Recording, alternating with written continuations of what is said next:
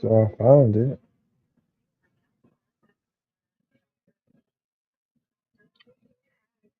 Let's see what's going on. Alright,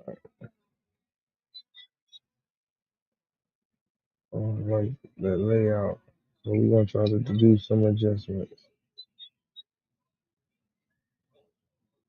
You know people like that. It's fine. All right, what it do, YouTube? Y'all know who it is. Your boy Bigheaddeedee, aka Diddy with the big head, and I'm back with another banger, baby. Now let's get to it. So we just going to react to what's going on. Pretty much we just gonna click on the videos and go from there. Oh, this Cuff Boy, I became big on him. No Diddy, but I started watching him doing like the Young Thug trial and stuff like that. So let's see what he on. We got that. The ads kill me. I ain't gonna lie. Charges being dropped. The state just finally put out a memo explaining everything, and they say that there's evidence and financial records of Mariah Hamilton that she's been paid tens of thousands of dollars by Melly's camp and even purchased a vehicle at some point. It's in the last half of this video. Hit subscribe. Here we If they got all that, why they dropped the charges? But come go. No lead process memorandum. Harold F. Pryor, State Attorney, and Alexandra Buckaloo, listing the charges: tampering with a witness in a capital felony, directing the criminal activities of a gang, solicitation to commit tampering, conspiracy to commit tampering. So obviously they're filing this to say they're dropping the charges or whatever. Defendant's charges: one count of tampering with a witness, blah, blah, blah. Charges stem from defense original case. The defense homicide trial took place April 10th, 23 to July 22nd, 23. Mariah Hamilton was listed as a witness for the state of Florida as of April 9th, 2019. Pursuant to her request, her address was not listed in discovery filing, and state agreed to accept service on her behalf. Ms. Hamilton subsequently became uncooperative with the prosecution of the defendant. Efforts were made to contact Ms. Hamilton, including phone calls not only to her but to her mother and attorney, as well as having an investigator from the 18th Judicial Circuit State Attorney's Office attempt to serve her for both deposition and trial. Attempt to serve her, so they never served her. Honorable Judge Andrew Siegel signed an order to show cause, and on February 23rd, 2022, signed a certificate to procure a witness for Ms. Hamilton. Ms. Hamilton never appeared for deposition nor for trial. Mariah Hamilton remained active from February 23rd, 2022 until January 26th, 2025, when she was finally caught by Border Patrol coming back from El Salvador. What the fuck was she doing there? What was she doing in El Salvador, bro? Polo is listed as a witness. In 2023, Polo is investigating James Howard, an unrelated statewide prosecution case, and would periodically listen to jail calls made by Mr. Howard as he was incarcerated at the Broward County Main Jail. Each inmate is assigned a particular number and PIN code to access the recorded. man, they've been trying to get Melly about 7-8 years. Melly been locked up a long time. Monitored jail phone system. Jamel Demons does not have phone privileges due to disciplinary actions while in custody. At one point, they did file something saying Melly broke like 50 rules. I think he like clogged his toilet on purpose for something, like screaming at the guards and shit. There was a few other things he did. Maybe that actually is why he didn't have phone privileges. These phone conversations led detective to Polo requesting August 23 Broward Sheriff's Office detention communications. Supervisor Kathleen Casey to provide any and all calls from James Howard for previous 12 months, as well as all outgoing calls to the phone numbers. Based upon a review of the calls, it was determined Howard was talking with numerous individuals connected to the defendant, including Cortland Henry, the defense co-defendant on the homicide case. These calls made it clear Howard was calling on behalf of the defendant. Further, when reviewing what PIN numbers made outgoing calls to those numbers provided, it was determined that inmate Terrence Mathis made more than 60 calls to Cortland Henry between March 23 and August 23. BSO office reviewed footage of main jail from August 21st, 23, and observed defendant speaking to an inmate through a cell door. The defendant motioned toward the adjacent unit, and the inmate he was speaking to points toward the same unit to confirm what the defendant was referring to. The defendant then tossed what appears to be a letter under his cell door to the inmate. The inmate tosses the letter along with what appears to be others under the door that leads into the other unit they pointed to. The defendant appears to be instructing the inmate to call for someone in that adjacent unit, to which the inmate complies. Deputies also reviewed the video footage from the adjacent unit and observed the letters begin to appear. An inmate retrieves the letters, provides them to James Howard.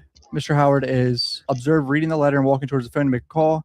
On video, James Howard is observed making a call that match up with the calls made by him to Cortland and defense girlfriend Erin Barnett. Videos and calls demonstrate the sophisticated system the defendant developed to communicate with individuals outside the jail due to having his phone privileges revoked. On April 19, 23, Terrence Mathis places a call to Cortland and begins to relay messages. After a few messages to individuals to thank them for showing up, the following exchange between Henry and Mathis occurs. Tell you hit Rihanna. Make sure she hood. Tell her to keep vibing in the Maybach like she's been doing. Don't pop out. Shit almost over with. I heard she's supposed to be pulling up, probably capped though, but tell her. Henry says, man, no man. Tell him, man. Shut the fuck up. Tell him to stop talking about that. Mathis says, tell her to fall back. Henry says, man, I ain't talking about this shit no more. Move on. Mathis says, hold on. I got to read the whole card. I don't know what's what. Tell her keep doing what she's doing. Tell her I love her and miss her. I'm going to eat her like some ice cream. So we've heard that message. Melly saying he's going to eat his girlfriend like some ice cream. Okay. During this call, while Mathis is trying to give directions to Henry about keeping Rihanna away from court, Henry is obviously uncomfortable and does not want those directions being given over the recorded call.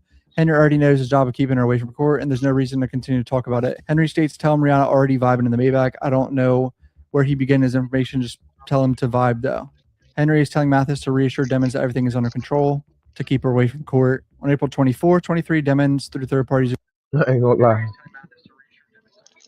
That could be what they talking about, but man, you don't know. again references Rihanna by calling her A$AP Rocky's baby mama. Cortland tells With the situation and everything. Oh. them to slow down because they have certain emojis and shit, spell certain things in particular. Henry says he was typing the messages so he can later text the people Demmons wanted him to communicate with. The defendant, Henry, Mathis, and Howard have all been identified as gang members. The defense cell was searched along with Terrence and James. The evidence was in the form of paper kites in which inmates passed back and forth. 8 pieces of paperwork kites were located in Demmons' cell. 7 kites were located in Mathis' cell, and kites were located at Howard's cell on September 1st, 2023. They had nicknames Old School Zoe, Nike Ways. These identifications were made based off context on the messages written in the kites, as well as jail calls that were read on Demmons' behalf. Search warrant conducted on Cortland Henry's residence. Several devices were located, and one device belonging to Cortland Henry's girlfriend. Melina had Mariah Hamilton saved as contact under her name Marie. Imagine being able to build an app with your name on it, just by thinking about it. Meet Base 44. That's crazy.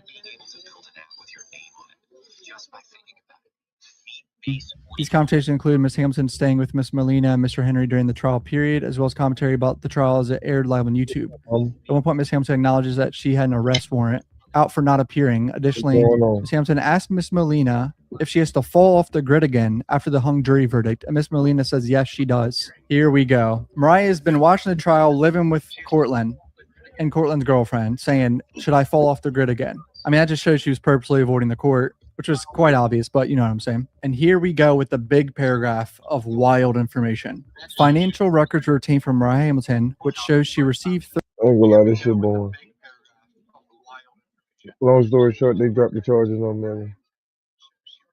That shit boring. You want to support me? Go to Nene Marie 37 on IG. Y'all want... Shout out Trenches News, man. They're my dog right here. It's my dog, man. Trenches, man. If you don't know about Trenches News, man, he got all the intels and shit that go on in Iraq. So if y'all like interested in keeping up with who doing what and what's happening to this person and that person that's connected to some of y'all bigger artists out there, all you Dirt fans and all that shit, y'all can sub to the Trench channel, man. I'm talking about. And if you hop in the DM, he gonna holler at you.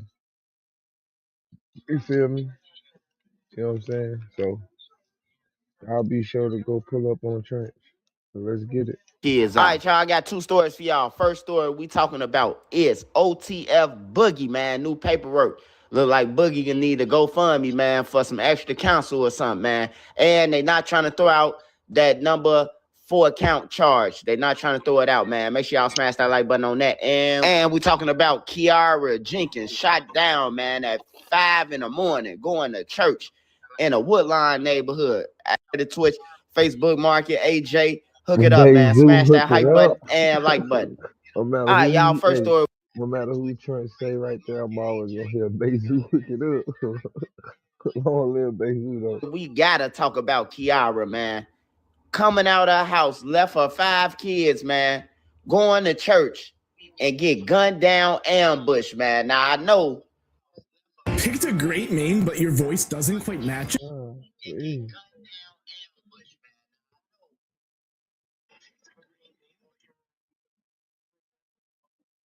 That it had to be a female by theyself if it was some killers, man. Or the killer was, you know, in a relationship with her or something and was trying to knock off or on child support. We don't know, man. We don't know the situation. But to leave out your house going to church, man, going to give praises to God and get killed right before then, man. That's crazy, man. I had to talk about it, man.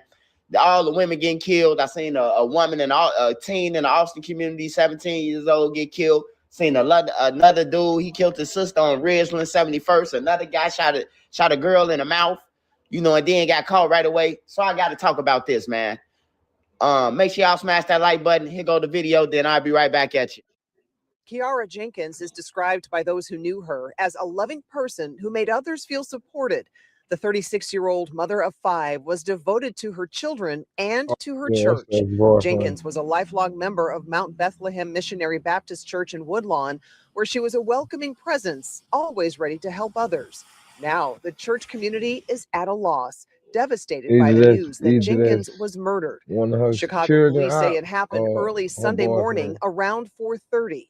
Jenkins was found shot multiple times in the alley behind her home near 64th and Drexel. Church members say she was on her way to their 5 a.m. service, which she attended regularly. Word of Jenkins' murder was slowly spreading throughout the neighborhood. It's a tragic situation. Michael Adams says he and his family recently moved to the neighborhood a couple of doors down from Jenkins. He says he didn't know her by name, but that she was always friendly.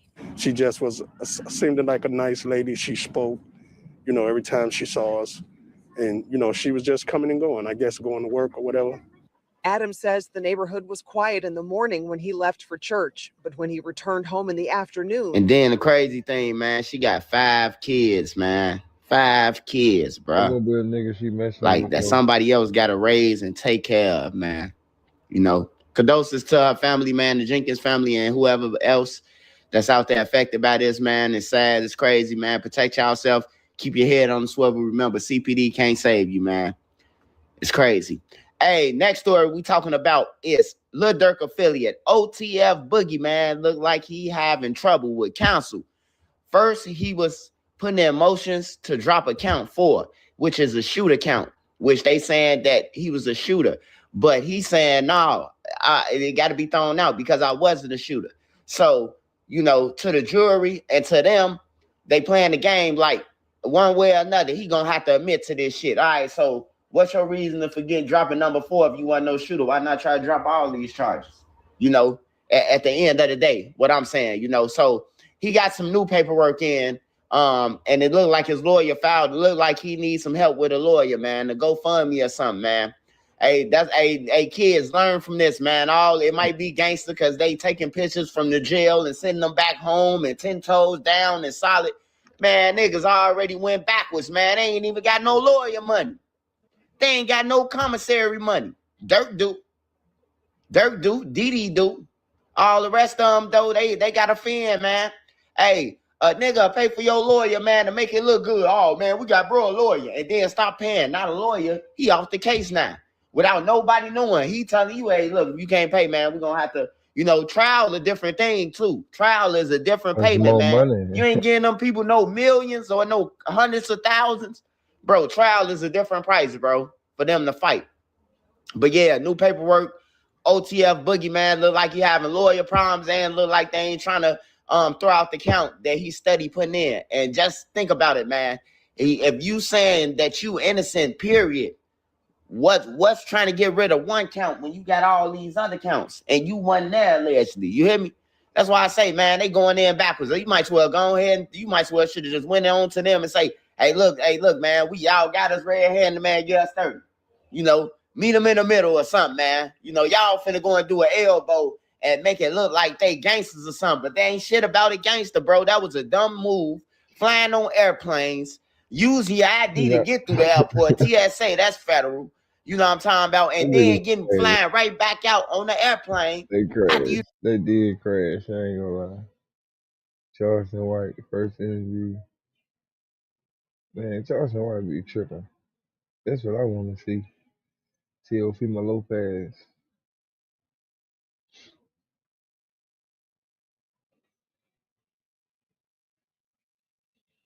Oh yeah, they say Gucci Mane was robbed. You want to file free?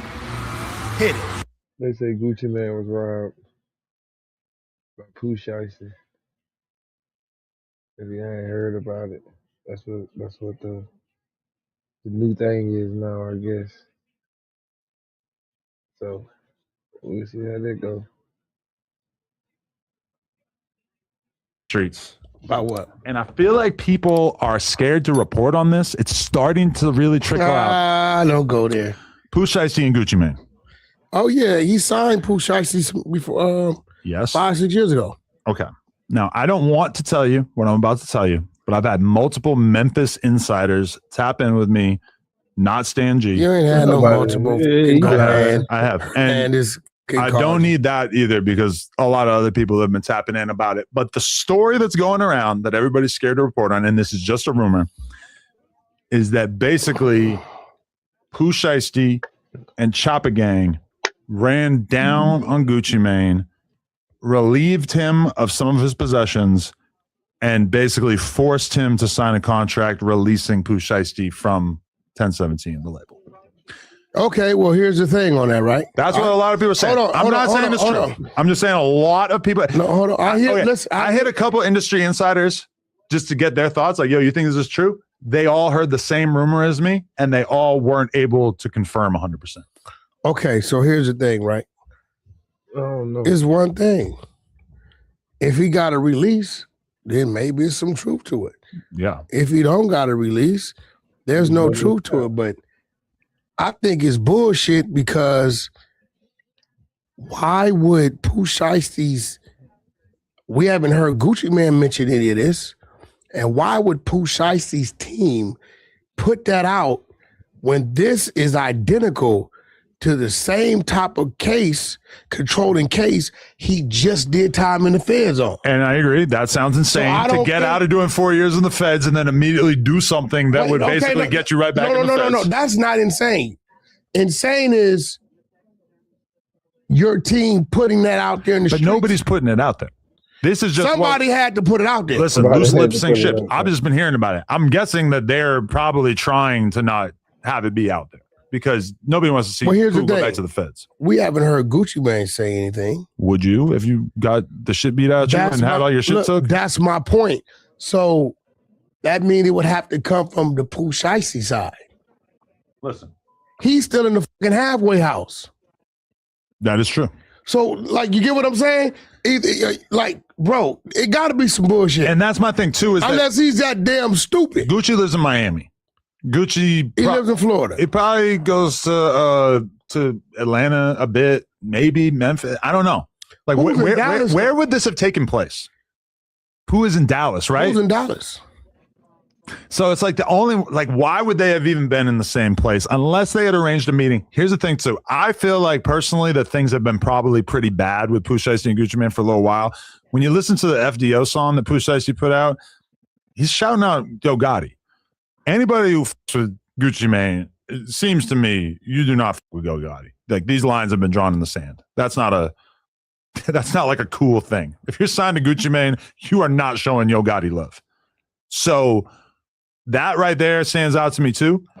And I mean, some of the people, because this is the whole thing with us. Maybe it's some Memphis love. This is the whole thing with us not having like a clear source on this. Because I had people hitting me up saying, yeah, Pooh Shiesty and some of Gotti's people are the one who did this. Again, no clue. Now y'all throwing I'm guessing Gotti that the full version of the story is not as exciting as what we're getting at. Why would Gotti have anything to do with that? Because Pooh Shiesty is like the king of Memphis right not up and coming, but like hot young rappers. He's basically the whole deal.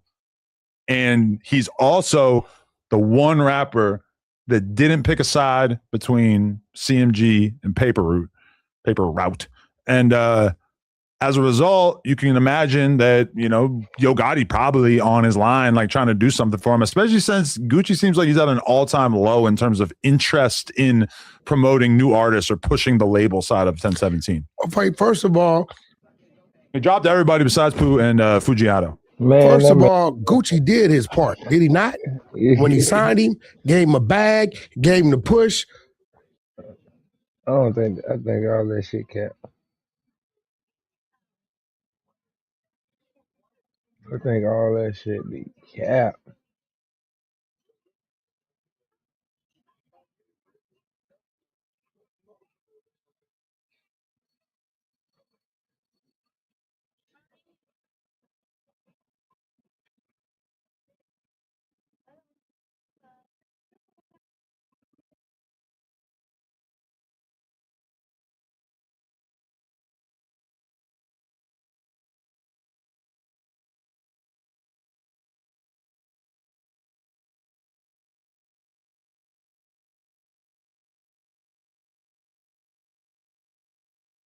It's gonna be it for the night. I'm gone, y'all. Y'all know what it is. I'm tired. Ain't shit really on here. Appreciate y'all though for pulling up on me.